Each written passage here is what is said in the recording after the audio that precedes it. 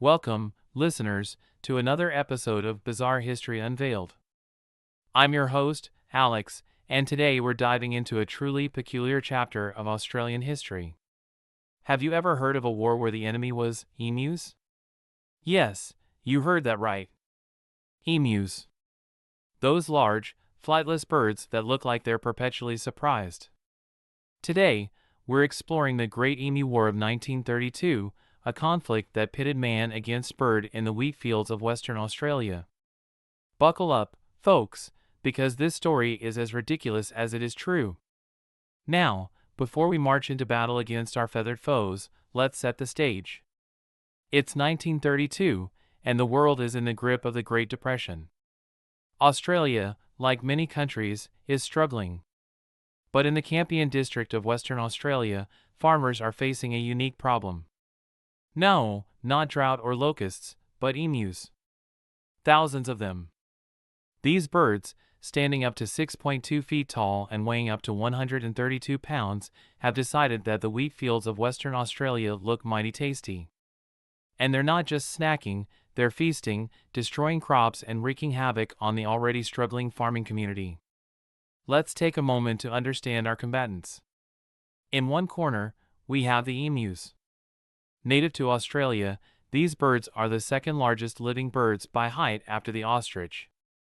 They're flightless, but don't let that fool you. Emus can sprint at speeds up to 31 miles per hour and are known for their endurance.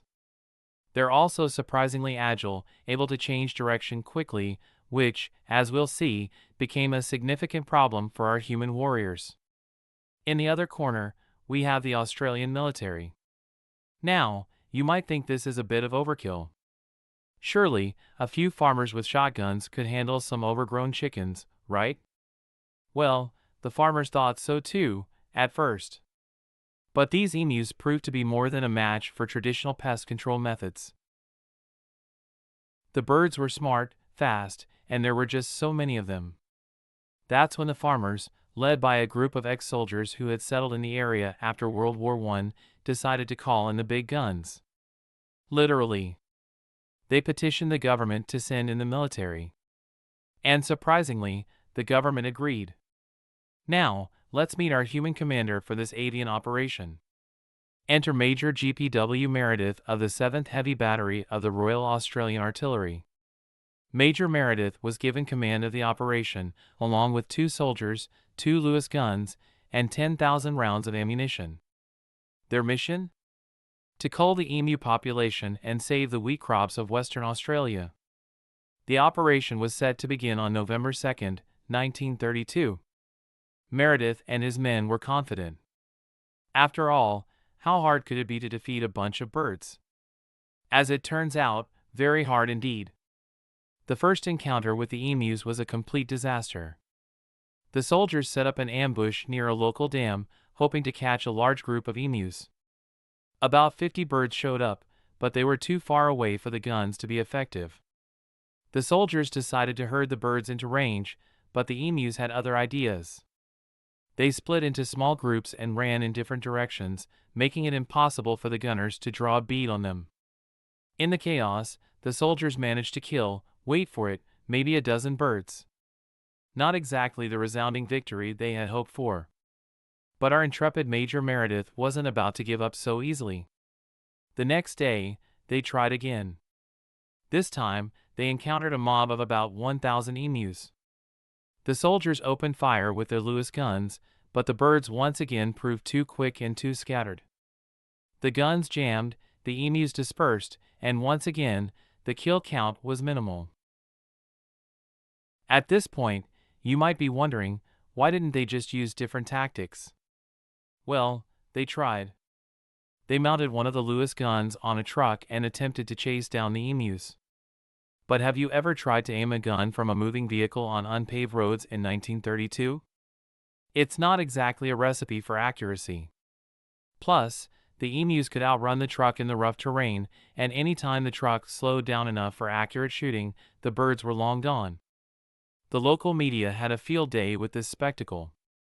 One journalist wrote, "The emus have proved that they are the infantry of birds. They can face machine guns with the invulnerability of tanks." Another quipped, if we had a military division with the bullet-carrying capacity of these birds, it would face any army in the world. They can face machine guns with the invulnerability of tanks. Now, let's take a moment to consider the absurdity of this situation. Here we have trained military personnel, armed with machine guns, being outmaneuvered by birds. Birds that, I remind you, can't even fly. It's like something out of a Monty Python sketch. But for the farmers and soldiers involved, it was all too real and increasingly frustrating. As news of the war spread, it began to attract ridicule both at home and abroad. Questions were raised in the House of Representatives. One representative asked sarcastically if medals were to be handed out for the conflict.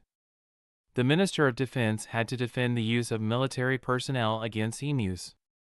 In the face of mounting criticism and limited success, Major Meredith and his men were recalled after about a week.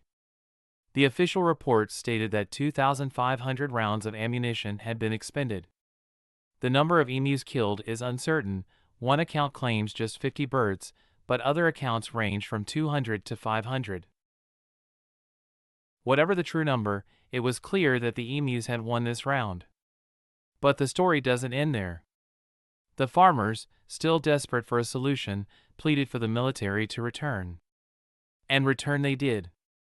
On November 13th, just days after the initial withdrawal, Major Meredith and his team were back in action. This time, they tried to be smarter about it. They studied emu behavior, adjusted their tactics, and even attempted to lure the birds into ambushes. But the emus continued to prove elusive and resilient. One memorable incident involved an emu that took multiple bullets and still managed to run away. Major Meredith later remarked, if we had a military division with the bullet-carrying capacity of these birds, it would face any army in the world. They can face machine guns with the invulnerability of tanks. The second campaign lasted until December 10th. The results? Well, they were marginally better. The official figures claim 986 emus were killed, with 9,860 rounds expended. That's an improvement, but still, roughly 10 bullets per emu doesn't exactly scream military efficiency. So, what can we learn from this bizarre episode in history? Well, for one, never underestimate your opponent, even if they have a brain the size of a walnut. The emu's success wasn't due to any particular intelligence or strategy. They were simply doing what came naturally to them, running away from danger. But their natural behaviors just happened to be perfectly suited to evading the military's tactics. It's also a reminder of the law of unintended consequences. The settlement of Western Australia had disrupted the emu's natural migration patterns, leading them to the wheat fields in the first place. The attempt to solve this human-created problem with overwhelming force only led to embarrassment and wasted resources. But perhaps the most important lesson is the danger of applying the wrong solution to a problem. The military is trained to fight wars against human opponents. Emus don't form battle lines, don't have supply chains to disrupt, and don't surrender.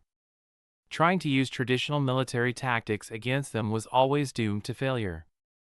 In the end, the emu problem was managed through more conventional means, building better fences and offering bounties to local hunters. It wasn't as exciting as a military campaign, but it was far more effective. The Great Emu War has become something of a running joke in Australia and around the world.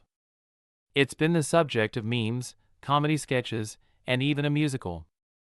But beneath the humor, it's a fascinating case study in problem-solving, ecological management, and the sometimes absurd results of human intervention in nature.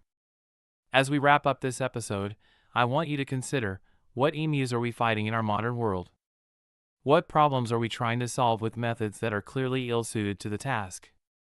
And most importantly, how can we learn to adapt our approaches when faced with unexpected challenges? That's all for this episode of Bizarre History Unveiled. If you enjoyed this avian adventure, please don't forget to subscribe to our podcast and leave a review.